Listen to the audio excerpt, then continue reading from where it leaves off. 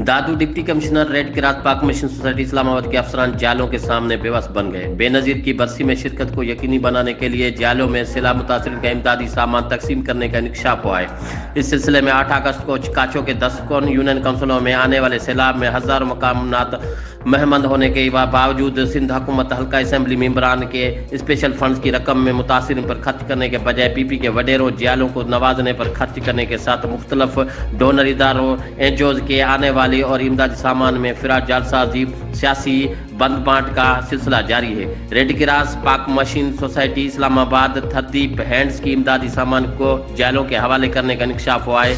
गुज़िश्ता 3 रोज में red cross पाक mission society Islamabad के अफसर नदीम मट्टू उजरा मेमन दीगर ने आने वाली इमदादी सामान को एक मरतबा फिर काचों के सैलाब मुतासरीन के बजाय जोही शहर समेत दादू दीगर इलाके के जालों में तकसीम करने पर सैलाब मुतासरीन की चीख व पुकार जारी है। जी।